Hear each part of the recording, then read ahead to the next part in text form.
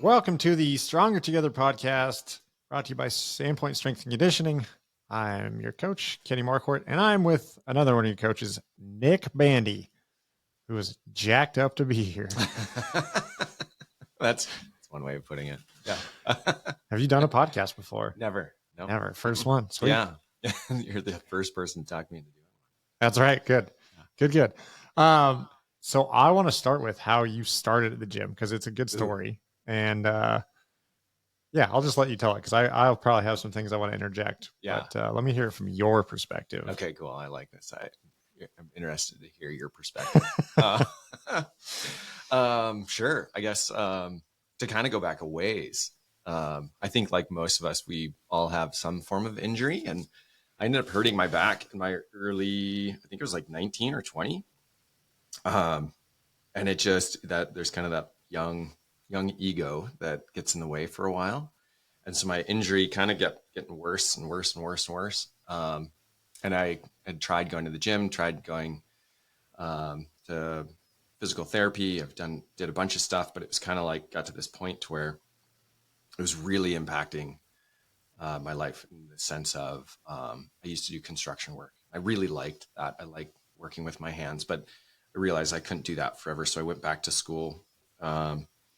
And then it kept getting worse to where then it wasn't just affecting my job or my career. It was affecting my activities.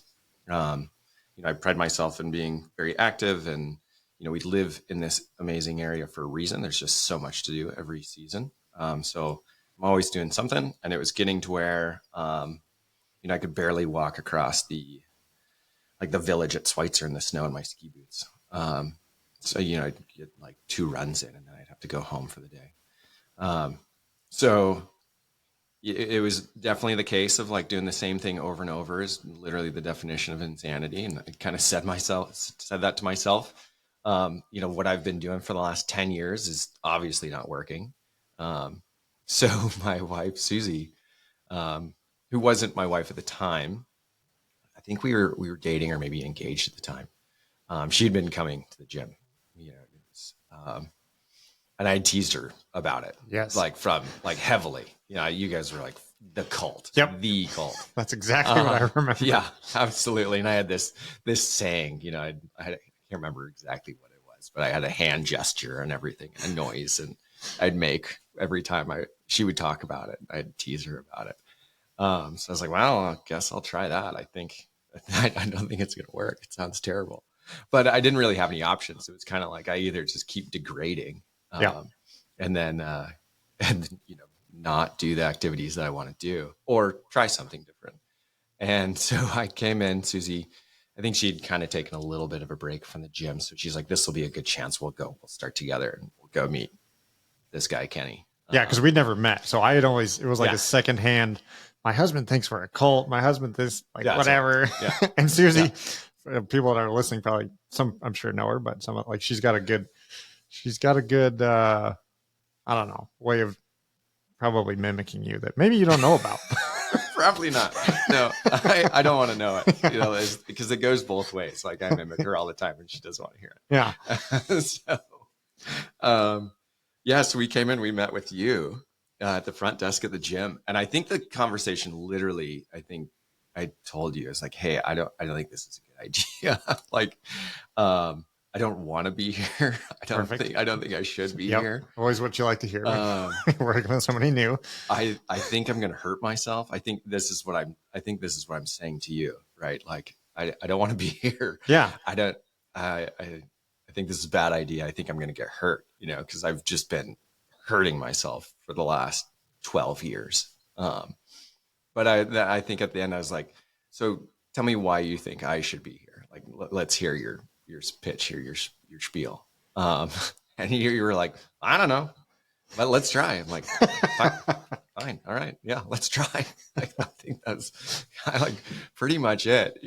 I came in like really scared and very nervous and kind of doing something I'd never really done before. I've never really been a gym guy. I've always been kind of prided myself in being active and fit and strong from my activities that I do outside. I mean, I had been going to the gym trying to do stuff for my back, but that wasn't working. So the whole gym environment and the cult was something that was a completely different world than I'd been into. So yeah, it was an experience for sure. Like, how does that stack up? Yeah, that's about right. And I remember you didn't want to be there, and I knew you didn't. Like, I had been hearing from Susie for quite a while, like that you were teasing her for coming to the gym. You know, like I knew the story, and so like I think my preconception of what this experience was going to be like was not positive. Like it was kind of this like, well, I'm gonna see what happens here, but you know, typically if somebody walks in the gym, like like it's like right, like you meet people that come in the gym now, and you meet spouses, and if one of them doesn't want to be there, it's usually not a recipe for success, and it's not usually a lot of fun because one of them's like enthusiastic and the other one's kind of dragging ass. Yeah. Like, this is great. You should try it. They're like, no, this is not my thing. Yeah. Now here you are, whatever, eight years later, probably. Yeah. Dang. Probably longer than that. Just based off of our age now. Right. Yeah. But I think that was it is, you know, like I think, as you know, like I appreciate our conversations in the sense that we both can be pretty candid. Yeah. And I think that was what I appreciated when I came in. You're like, I don't know the answer, but let's try. Yeah. I'm like, that's pretty cool. Because nobody else would give me any kind of answer like that. But like, so there's you know, I appreciate that kind of honesty. And that's kind of what I was looking for. It's like, I need to try something. Yeah. Yeah. Yeah. So that's kind of how I started the gym. And then you start to figure out, like, you get there. For me, I think one of the biggest things with my injury was feeling like I was the only person, feeling like I was alone with it.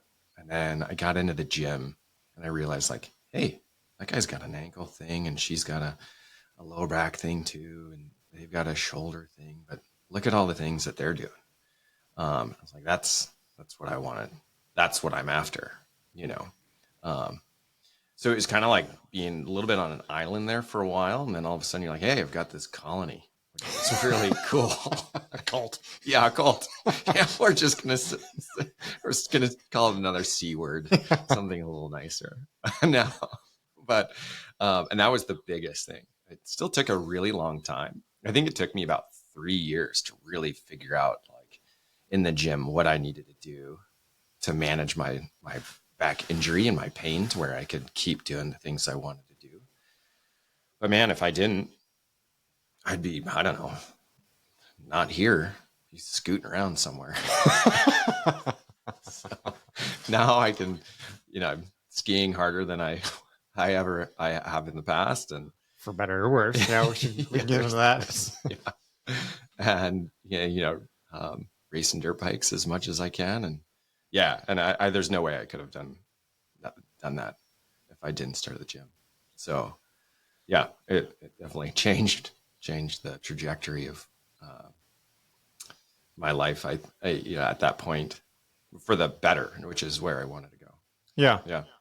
I think that, like, it's such a common thing, feedback for people who haven't started, of like, I've got this, that, and the other, this pain, and thinking that doing fitness is going to make it worse, when oftentimes it makes it a lot better. And like, there's not only that, but there's work around, and everybody really does, like, regardless of station in life or past. Like, I think that most people have something, some injury, some pre-existing condition, something that, like, nobody comes in with a perfect canvas, and realizing that other people are there. And that's like, that is our job as coaches, is to help people work around that really helps you move towards life, like, in a way that is, I think, just more productive. And a lot of times it does fix the issue. We're not physical therapists, but like, we do tend to kind of put people back into a better state of affairs than when they came in.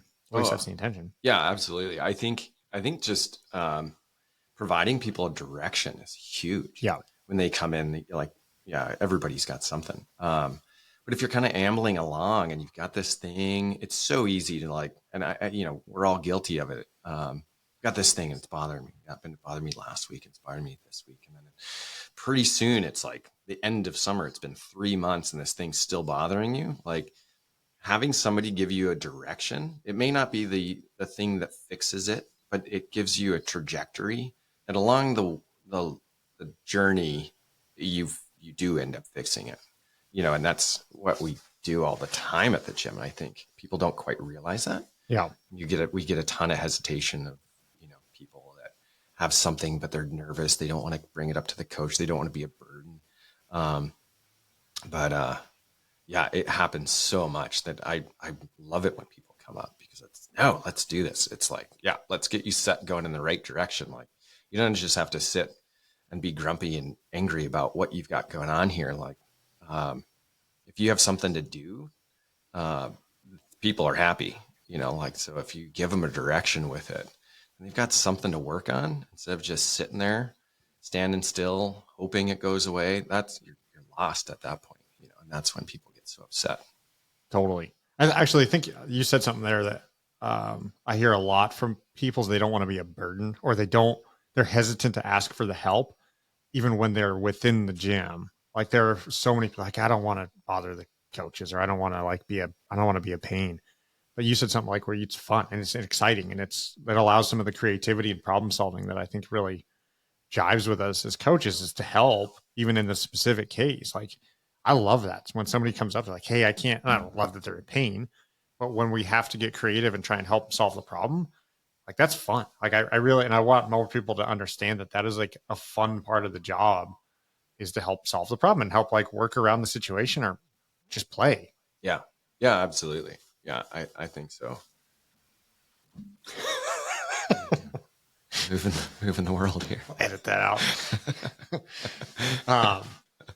But yeah, I mean, again, I think it's just a matter of like, that's our job, and that's fun, and it is better for everybody overall. Yeah. I mean, because you're in the gym all day, every day, and you get to see the same people all the time. You build these relationships with them. Yep. You want them to be feeling good and moving good, and you want them to be successful. So when they bring that issue to you, if you have the opportunity to help them, like that, then yeah, of course, it'd be like the same thing as like a family member or somebody coming up with something that they're having an issue with. Like, you're happy to help. Yep. And that's how I feel at the gym. Yeah. And so from your being helped to you helping others, like, let's talk about that. So you came onto the gym pretty much raw and came on pretty much full time. So not raw as a coach. Like, you hadn't really done a whole lot of coaching, and you decided to make a change. Yeah. And basically went full time as a coach. So tell me about that. Yeah, absolutely. That was a wild transition. I was in a stressful job that, I really enjoyed the work and I enjoyed the project, but yeah, it was actually Susie.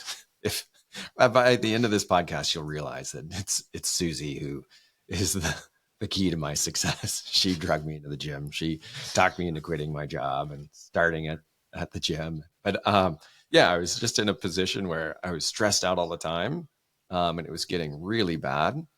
And Susie was the one who's like, I don't care what you do. You could be a part-time barista, but you can't keep doing what you're doing. And it's like, oh, coffee sounds cool. I did that. But it's no. Not as fun as it sounds. Yeah. And so it's like, okay, well, if I am going to make a change, I was a little bit more in the corporate world. It's like, if I'm going to make a change, I'm going to quit all the hard work that I've put into on this. Where am I going to go with it?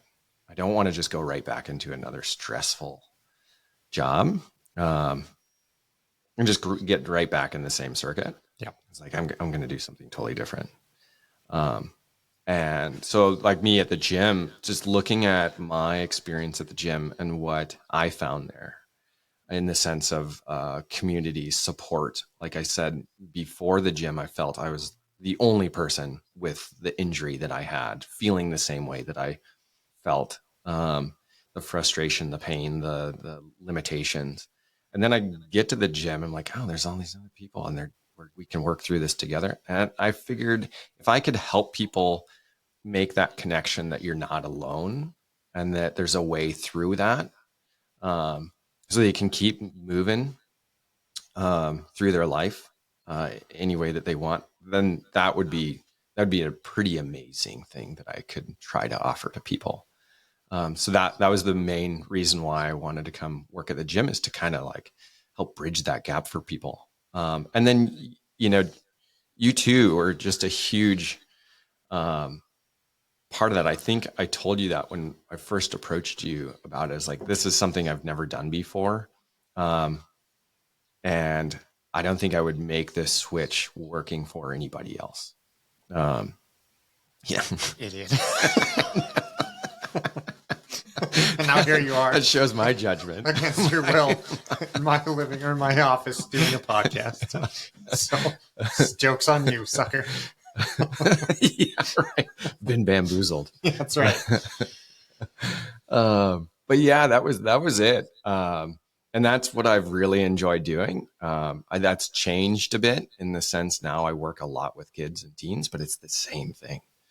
If I can help them make a connection to finding their strength or their confidence, their abilities, or they're going through the same things. Like, there's a lot of young athletes out there that have injuries and they're not quite sure what to do, and the parents aren't quite sure what to do either, but they want to be active. They want to keep moving. Well, like, let's do it, so same thing. And that's been the biggest driving force for me. And it's very rewarding, but it's also just, I don't know, I think through this job, I've found that I really enjoy helping people. And especially, I guess, not to fixate just on injuries, but that's close to my heart. Like, it was such a limiting thing for me. And I don't like when people are like, well, I'm doing pretty good for 35, or I'm doing pretty good for 45, or great for 50. I'm like, what they're throwing in the towel. I'm like, you're 50. You still have, you're calling it now. You got 30 more years. What are you going to do for the next, more than 30 years, 40 years. Yeah. Like, no way. Why would you throw it in now? You've got plenty of time. And I see people do that all the time. They're like, well, I'm 40. This is just what happens when you're 40. Well, it doesn't mean you quit. You got a ton of time. Even if it takes you the next 5 years to figure out this funky wrist that you've got, or whatever, like weird little injury or thing that's kind of holding you back from, I don't know, mountain biking 24/7. But you may as well. You got nothing else to do. Well, yeah, totally. Put some effort into yourself, invest in yourself, because it pays off. Yeah, and both our moms are in the gym, which is kind of like, just as a perspective thing, I think seeing both of our moms like still live life. Oh yeah, at their ages, and I think that's been a good, stroke of fortune for us to see that, but also like have that, like, wait a minute, no, it doesn't mean at 40 you have to quit doing stuff because you're too old, or you have to, that you can do cool stuff. I mean, I tell people this all the time, and I think it's hopefully echoed through a lot of that, is like, why not keep doing cool stuff at 80 or 90? Like, I don't know, it might look different, but it doesn't have to. Yeah, no, I mean, my mom's been a huge inspiration.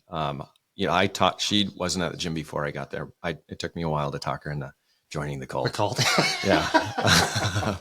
Yep. But I did. Yep. It took, but she's always been active, so active. When we were growing up, she was taking us backpacking and dragging us all over the place. And then she's always been on her road bike or running, swimming, and not just like at a small scale, at a larger scale too. She did the Ram Ride, the race across America on road bikes. And so she's doing some pretty cool stuff. She's very strong. So seeing my mom being active and doing all these things. And then I think also my he's a very active kind of physical guy as well. He's kind of like your North Idaho, I don't know, guys. He's stubborn, so there's like this active and stubbornness. So like for me, I see my mom moving and doing all this stuff. So is my dad. But then also that stubbornness of my dad is like, no, I'm not going to stop doing that. Yeah. I want to do what I want to do. And why not? What else are you going to do? You just pick yourself up and keep moving forward, kind of thing. Yeah, totally. Yeah. And I've seen my mom do that. I've seen my dad do that. And yeah, it's pretty neat. Yeah, I freak a lot of people out when in also an intro sometimes when I ask them how old their parents are or when their parents died. And they're like, what the heck are you asking? Like, this is such a weird question. But like your genetics often define how long you're going to live. And when I say, and they're like, oh, I ask them that question, they say, oh, they're 86. Like, okay, well, you're 40. You have 46 more years. Like, what are you going to do? Like, are you seriously, you're throwing in the towel now? You're not even halfway. Yeah, you're not halfway and you're just going to like, whatever, just degrade all the way out. Like, I don't know. That doesn't sound like a good idea to me. And I think through some of the stuff that we talked about, like you can rehabilitate yourself. You can get stronger. You can do that's the thing that resonates the most for me is like I really enjoy the things I do outside of the gym and I want to keep doing them for 50 more years if I can. And so like that becomes the vessel or the vehicle towards getting there. And again, I think seeing the examples of that in our parents and also all the advanced age people that we have at the gym that are still doing that, it's pretty cool. Yeah, it's really cool. It's really, really neat to see what these people are doing. Yeah. And that's, I have clients that they inspire me more than anybody else because they're, like Michael Bogue. Yep. God, the things that he does, I don't know his exact age. He probably wouldn't appreciate me saying it. Let's just guess. Just throw it out but there. But the guy just goes. And he's got the best attitude. He's working hard and he has this attitude of like, well, why not? Sure, I'll try it. Like, I don't know if I'll achieve the thing, like I'm going to try to hike. I'm going to climb this mountain. I don't know if I'm going to get to the top, but I'm going to see how far I can get. That is like super powerful for me is like, let's see how far I can get. Yeah. It doesn't have to be all or nothing. Right. There's like so much more in between. Yeah. I find like that's where so much happens. Totally. Yeah. So there's a lot of people like that at the gym, which is really neat, and they keep you inspired and keep you moving the right track if you know it or not. Yeah. Like I attribute, so you know this, but a lot of some people on this podcast may not. Thousands and thousands of listeners. Yeah, right. Yeah, it's really actually everyone who's listening knows. Okay. Our moms know. Like breaking my leg this last spring, it's like you're like you learn a skill, I find, through adversity and like my back, if I can do that and come back from that where I was not walking right, I couldn't do a lot of things. I might go be active for 1 weekend, then I'd be on the couch or in bed for 2 weeks, but if you can like figure out how to work through that, it's another tool, it's another skill. It's just like going to college and learning a skill there that you're going to use in your career the rest of your life. This injury from skiing last spring was terrible. It sucked. But yeah, the entire time I was like, well, I've done this before. It's just another thing that I'll go through. Yeah. Like, it's going to suck for a while. It's not going to feel good. It's going to take a lot of work. And it's going to take some time, but that's okay. It's another project. Yeah. Like you learn the tools of like how to get through it. And like, that you can do that too. You build this confidence, like, okay, I've been here before. So you build this resiliency, even when you get knocked down as low as you kind of feel like you can go. Yep. Then you're like, oh, no, still good. Even though I can't walk, like it's okay. Yep. Because that there's a direction. Yeah. I find that that's just super powerful. And being at the gym, like I broke my leg on a Sunday, and Monday I drove myself around to all the doctors. Susie had to work, so she couldn't drive me. So I hobbled around everywhere, but like, you were great. I was like, hey, I went to all my doctor's appointments on Monday. I've scheduled for surgery on Wednesday. Can I come to work on Tuesday? And you're like, sure. Like, because it's if you surround yourself with all these people. Yeah. Sorry. What do you want? I'm just gonna move that because I keep wanting that closer to you. I don't want you facing it. Yeah, that's better. Yeah. Sorry, keep going. Tell me. We'll edit that part out. I don't know, with this most recent injury and recovery, my orthopedic surgeon, my physical therapist, and everybody I've seen, they're like, you're doing great. You're months ahead of everybody. And a lot of people are like, oh, it's because you're so young and fit. I contributed 98% to the gym. Sure, I couldn't do things for a long time, but being in that environment is the most positive place to be. When you're kind of knocked down and you're hurting and you're injured and you're looking around at all these people who are they're on their own scale injured or working through something, even if it's like that day's work stress that they're just working off at the end of the day, right? Like they're knocked down in a certain sense, for that day. That's the best place to be for me to heal and to kind of keep moving. It's just inspiring to see all these other people doing the same thing. And I feel like, maybe 2% is because probably more than 2%, but because I'm younger, I did heal pretty well and, I'm active. But really it's all the people around that I kind of surround myself with that made the difference. Yeah. I think I told you that. I was like, I could either be at home on the couch in pain, or I could come to the gym and smile because I'm around these pretty cool people, and I'll be in pain, sure, but that's a wash there. I may as well go into the gym and cruise around and say hi to people, and that's after surgery and everything. I think I worked a couple hours a day, a couple days a week, just a little bit, like just kind of what I could handle. But that was huge. Yeah. Yeah.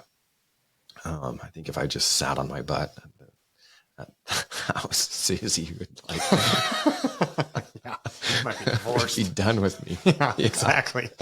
Yep. Yeah, that was an interesting time. It wasn't that long ago, but yeah, I remember I got a phone call from you.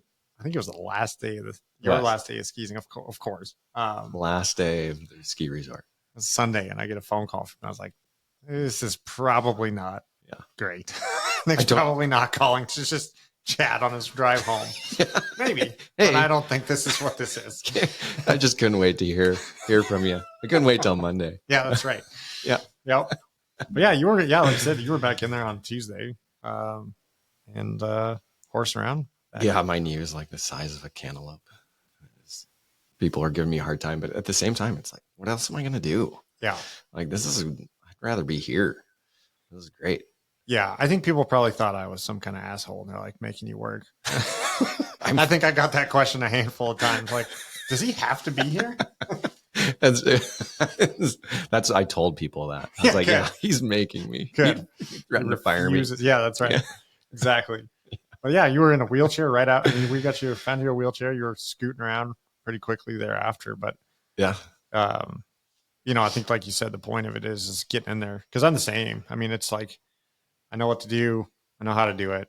I could do it on my own, but like being in there and around everybody is just so energizing. And for a self-described introvert, like it's odd how much I thrive in that environment with the people that we're fortunate to have in those walls. So yeah, I mean, exactly the same. Like I am very much naturally introverted, not much of an extrovert. I think I surprise people when you say that, because I've got to stand in front of people and coach and talk to a lot of people throughout the day and get talked into being on podcasts. But I'm much more of an introvert. Yeah. But yeah, when people kind of have things like I still like, they're like, I can't do this, I can't do that. I'd rather them come in and be part of the class and stretch and do whatever you need to do. You don't have to bend, you don't have to squat, you don't have to lift, you don't have to pick anything up. Just come be around the group. It's maintaining the routine and the consistency, which people need. Routine and consistency. They go crazy if they don't have it. Totally. And everyone needs a little more or a little less, but I think it all stands true. And yeah, if people just come in and stretch and hang out, like they're going to smile 10 times more in that 1 hour than if they were at home all by themselves. Yeah. And I find just that alone is super powerful. Yeah. Yeah. Same. I smile more. Well, ask my wife. I'm probably much more jovial at the gym than I am at home, unfortunately for her. But it's, I mean, it's just it's the contagiousness of that energy. It's just cool. Yeah. You feel as soon as you walk in the doors. Yeah, totally. Yep. There's just so many more opportunities to laugh or joke, or even if you're not partaking, you're going to listen. You're going to hear somebody say something stupid. It's great. Makes you. To switch gears a little bit on the way of like you getting started coaching with us is you took over the youth program as somewhat of a, like that was just an opportunity to be able to round out some income as you got started. But I don't think that was at the time a passion or something that necessarily excited you, but you've built that youth program into it's just a monumental success in my opinion. Like you changed so many kids' lives. You're so passionate about it. You build these relationships with these kids and the parents of the kid. Like you just have done some amazing work. And again, I think the point I'd like to get to is how that got started, because I think it was kind of just there's this thing you could do. Do you want to do that? And you're like, yeah, sure. Yeah, that's exactly how it was. It was funny. It's kind of like when you and Jen kind of made the decision, like, yep, we're going to bring Nick on, like I had little to no experience. I'd had a million questions that you were very patient with. I love that, man. That was awesome. I meant to bring that up to you. It's like we would meet, I think every week for an hour or so, maybe it was every 2 weeks, but like you just come in and we just talk about training and programming and everything before you got started coaching. We just had a lot of conversations and you were so hungry for it and so hungry for, I don't know, the future. I thought that was really super cool. So I was nervous for you because I knew you were leaving a really secure thing that you may not have liked, but I was nothing but thrilled to have you come on the team and chuck you right in with a bunch of kids. I thought you were going to have to duct tape together and I did at times. But no, it was kind of like, hey, you want to do this thing? I'm like, yeah, let's do it. We kind of made the decision. Then it's like, all right, well, what are we going to have them do? So you guys were just kind of throwing things at me like, well, there's this client, you could work with this person, you could work with, what about, so-and-so wants to kind of move their schedule around. So what about coaching the noon class? Like, yep, sure, I'll do that. It's just kind of taking anything that you guys could spare. And the teens class was part of that. There's just one teens class at the time. And what it was like, it was 12 to 18 years old. It was like the full, like it was a big age gap. Just one class. And you're like, hey, you want to do this? I'm like, yeah, sure. That sounds great. I hadn't worked with kids before. But I think you're always great about kind of like asking, what do you want to do next? Where do you want to go? And, this was all so new. I remember telling you like, I don't want to do anything. I want to kind of just sit here and take it all in for like the next year, cause I don't know what I want to do quite yet. You don't know what you don't know. And there's so much in the fitness industry. I was kind of like sifting through. And so you allowed me that space. So I got to like hang out with the teens for a long time. I got to hang out with personal training clients, with adult group classes, and the teens program was a ton of fun. I mean, it was great. It's kind of the same thing, if it's working with somebody with an injury, or if it's working with somebody who, at that age, middle school, like there's no way you could pay me to go back to that. No. Right. No. Same. No. I'd be like, I'm throwing in the towel. Yeah, that's it. Dead. They're working through so much. They're trying to figure out who they are, who their friends are, and they're different every week. So if you can kind of be a bit of a constant and provide like, hey, you're this, and what I'm seeing here is you're strong. They're like, oh, I am. This is cool. And to kind of provide that space and that opportunity for them, it was just amazing.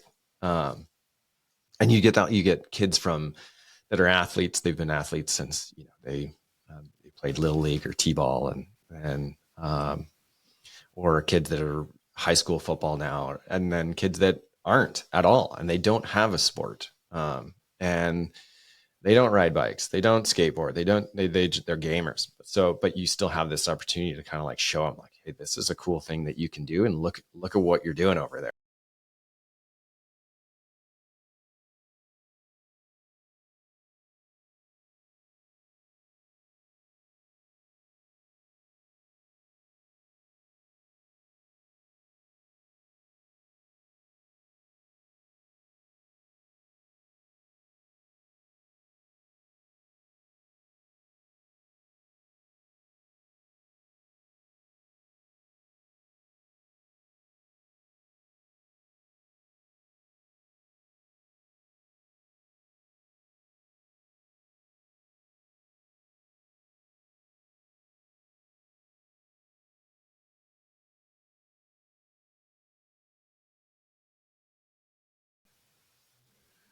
We're back. I don't know what got recorded or not. Recording. Probably just your face. Just my face. Because all the audio is coming through mine.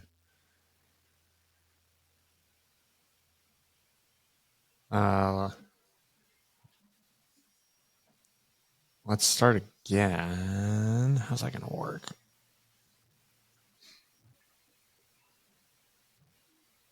I don't know. We go back and start talking about the teens a little bit. Yeah, probably. Sure.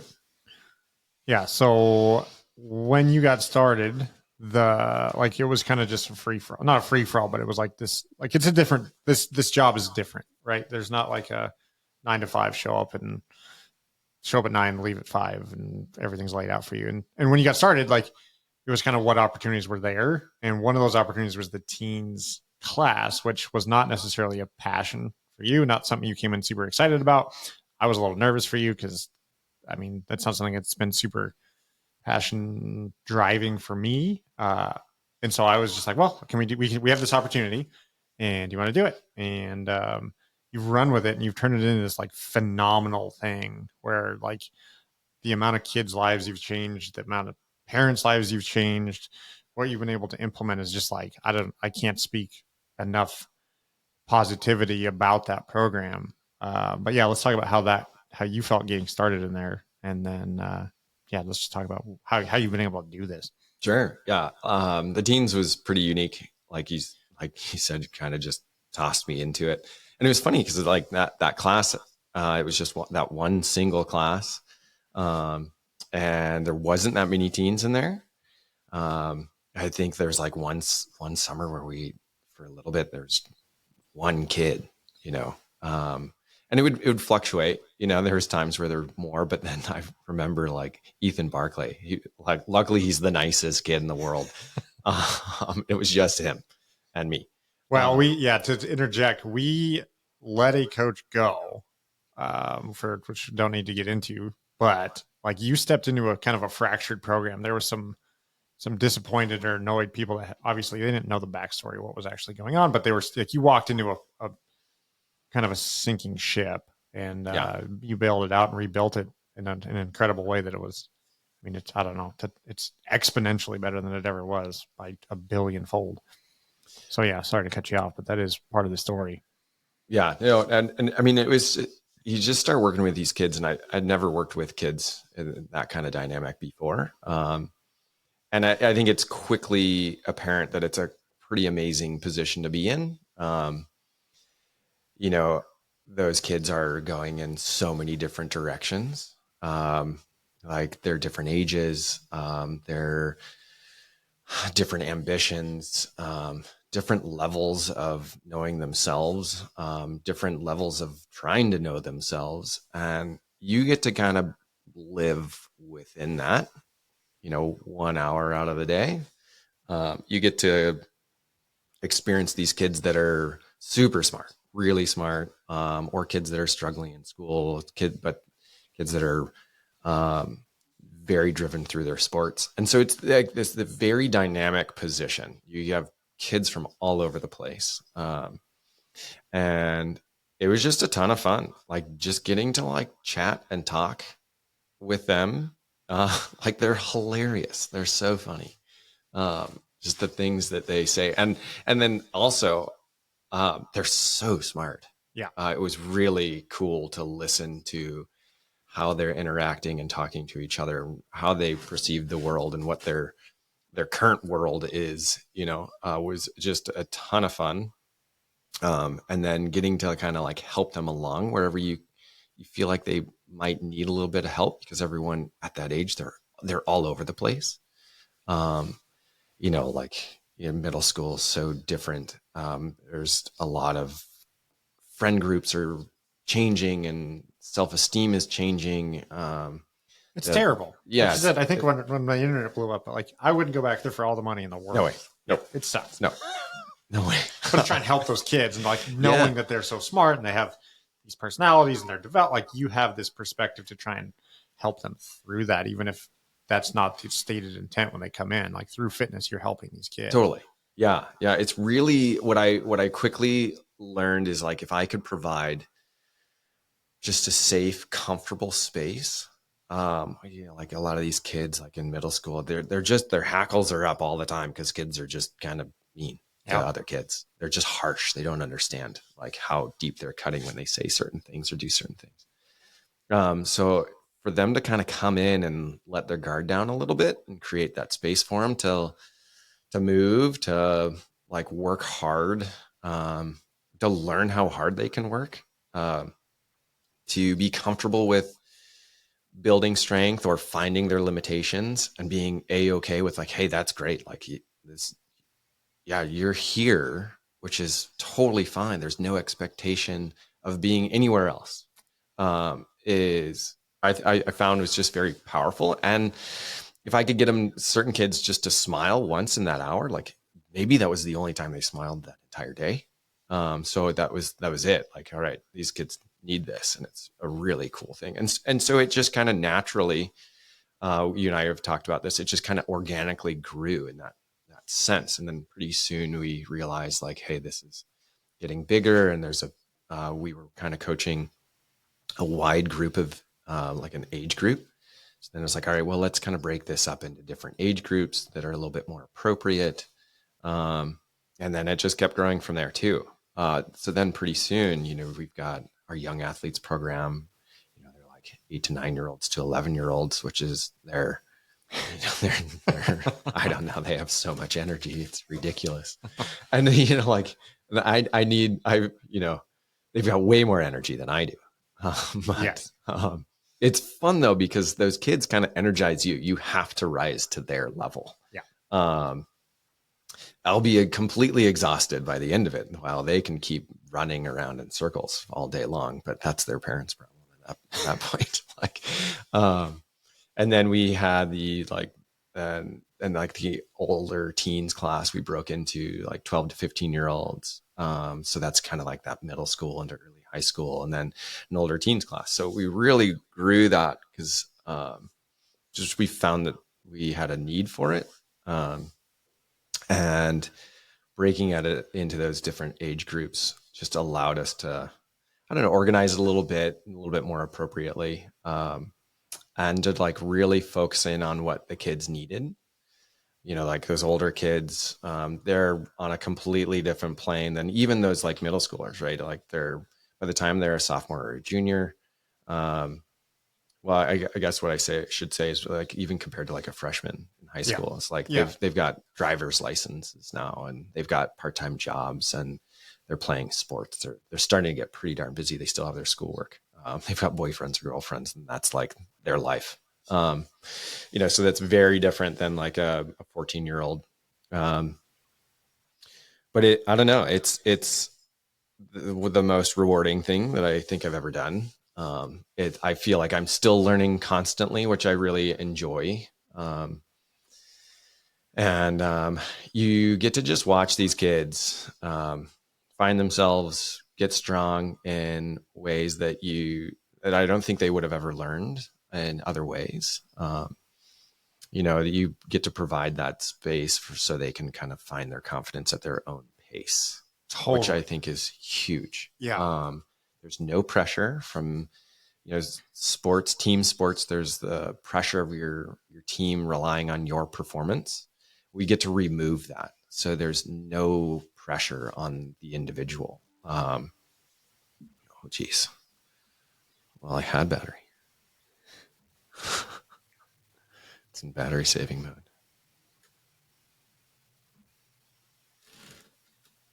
19%. Oh, plenty.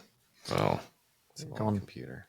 35 minutes, 42 minutes or something, I think. So, but yeah, I think that's it. It's providing that space for kids to grow and learn at the rate that they're comfortable with. And I think that's where this has been so successful. Like, kids want to come back because they can kind of keep going through this. I'm always there to kind of help guide and support, and, making sure that they're moving well, but also like trying to teach them things, because the same struggles that they're learning and they're working through in the gym, it's a tool. Just like me recovering or anybody recovering from injury, that is a tool that you have for life that you can take into any other challenging situation and apply it. And it's the same thing in the gym. So when they're working through something and they're working really hard, if it's a workout or they're trying to figure out a lift or whatever, and they're having a tough time with it, if I can kind of help them a little bit, they go through that same step-by-step process of learning this new new tool or skill. And they now have that process down that they can apply to so many other things. And I think kids, they recognize it if they know it or not, and they appreciate it. So they're enjoying that process.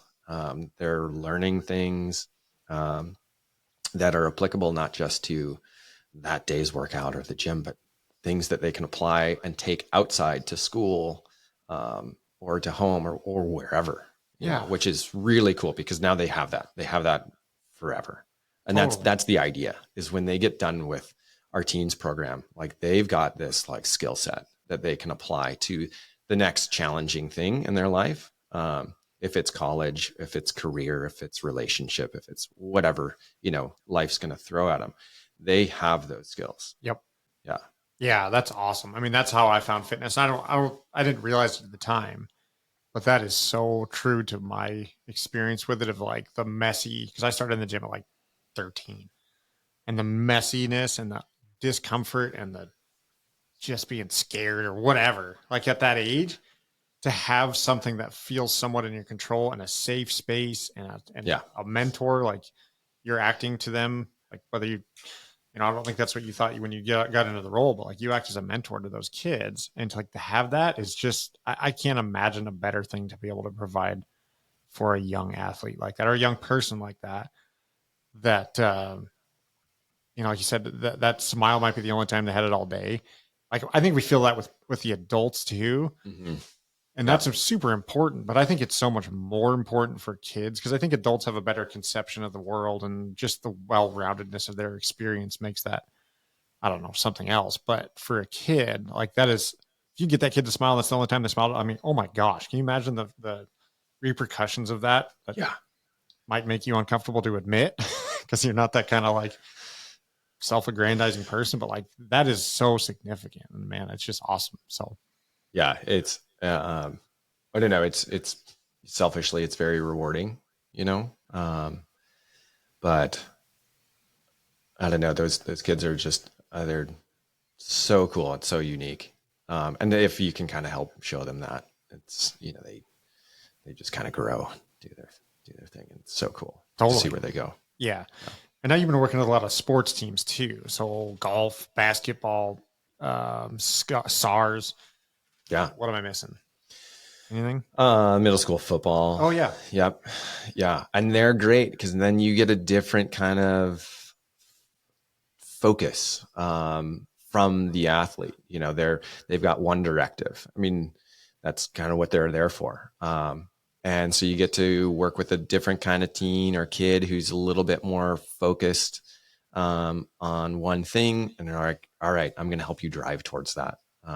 And part of it's also teaching them how to drive towards it too. Like, these are the steps. This is what you got to do. If you want to be here, it doesn't just fall on your lap. We're going to do this. And yep, it's going to be hard. And then next week we're going to do another hard thing, but it's fine, because look, last week didn't kill you. So, and that's it. Like, they start to learn that there's this process to things that it's this building block, and they can kind of build and achieve whatever they kind of want to. And so it's really fun. Those programs are amazing. You just get to work with a bunch of really cool athletes. Like just finished up the high school basketball, boys basketball team, and those guys are so funny. They are. I've worked with them a couple of times for you. They're a blast. Yeah. I mean, they're all just really nice kids. First off, it's fun working with a team because they've got that team camaraderie and they're just goofy. But they're hard workers, which is amazing to work with hardworking kids, willing to put that time in. I mean, you have some that are work harder than others, which is just going to happen. But to help them like drive towards something is really neat. And they're just like everybody else in the sense, like they've got their strengths and their weaknesses. And so we're going to highlight some of that stuff. And I think it's also like highlighting weaknesses is also a great thing because it's an opportunity to build that up and you're going to be stronger. So teaching them that too, because still they may be like a high school athlete, but they still have some insecurities as we all do. No one really likes to have their weaknesses pointed out, but if you can look at that in a positive way as it's an opportunity to get stronger here, and then you're going to just kick some butt out on the court this year, like that's cool. So teaching them that it's okay to kind of take a step back and looking at like, all right, this is a place where I'm kind of falling short here, but that's totally fine.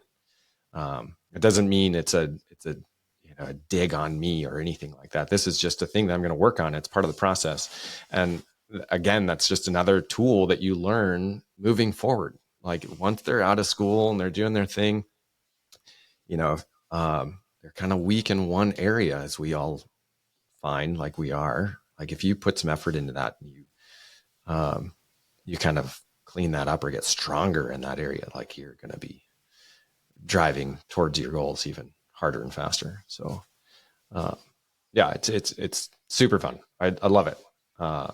It's like the only job that I've ever had that when I'm on vacation, I'm pretty excited to come back from my vacation to go hang out with all these goofball teens, That's awesome. And I think it's also like, I joke around about it, but I'm pretty immature by nature. So I think I fit in pretty well with those kids. So yeah, it's great. Yeah, it's cool. What you were just talking about, the ability to fail and then move forward, is just like, I think so many adults walk into the gym or don't because they're afraid to do that failure and examine their weaknesses. But like the gift that you're giving them to know that that's okay is going to like just exponentially benefit their lives. And I just think that's super cool. Yeah. Yeah. It's an opportunity to kind of like teach them that at an early age. As we kind of get harder or older, it gets harder to master that. There's just so much going on. You do kind of get set in your habits and your ways and things like that. So if you can kind of instill that in them in an early age, boy, like I have friends that are so much better at that than I am. And I'm always just so jealous, and I'm conscious of it. I'm trying to like do the same thing that they're doing, but they're just better. And like if you can kind of teach those kids at a young age to do that, like, man, they're doing great. Invincible. Yeah. All right, man. I think you're about out of batteries, so we're going to wrap this up. I think so too. But thanks for coming on. I'm going to convince you to do this again. Yeah, I figured that. Visit one. This was the hook. That's right. Exactly. All right, Cool. man. Thanks, Nick. Yeah, thanks.